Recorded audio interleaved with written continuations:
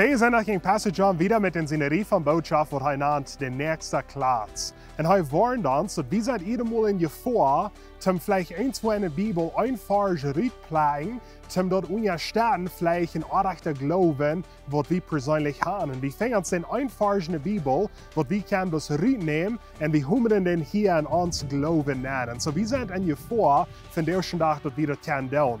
Messen down wat van geloven die kost uitdenken, waar je vielleicht kan een zo'n vers zien in de Bibel, wat dat vielleicht half en half kan onderstaan, wenn je bloß den vers de rit neemt das en die hummers den hier in den Glauben an. Dat krijgt es, wenn wir een Puzzle-Taub stellen down. Bitte, wir wollen ein ganzes Bild, jedemaal als het leicht bloß ein Platz zu nehmen, und den hier nanhummeren, und den hier nanvarieren, und den näher de posten. Wenn wir in Wirklichkeit die Kosten nicht nennen, und jedemaal wir wollen nicht den ganzen Bild. Und krijgt es, wenn wir kämpfen mit der Bibel.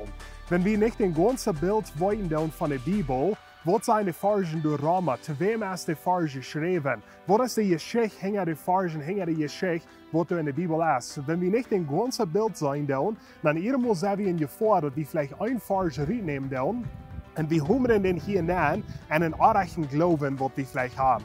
Und sag mal, über das Motto sprechen, wenn wir die Bibel lesen und wenn wir die Bibel studieren, dann ist es wichtig, dass wir kicken nur das ganze Bild von der Bibel, nur das ganze Bild von dem Kapitel oder von den ganzen Büchern in der Bibel. Zu wem ist es geschrieben, zu was von der Zeit ist es geschrieben. Und so, wir wollen ein ganzes Bild studieren. Wir wollen nicht bloß ein Vers reinnehmen und den hineinhummern, wo die nicht hineinpassen dann. Sag mal, über das Motto sprechen, da wir abpassen zu dort, wenn die sind in Gefahr, dass wir das von der ersten Tag dass wir einen Vers sehen, zum ein achter Glauben unterstehen. Sag mal, über das Motto sprechen mit diesem Wort. Wenn ihr das Video hast, gleich, dann like noch dran auf Facebook, subscribe noch dran auf YouTube, checkt das Video an mit einer Freundin und Familie und wir sehen uns nächste Woche.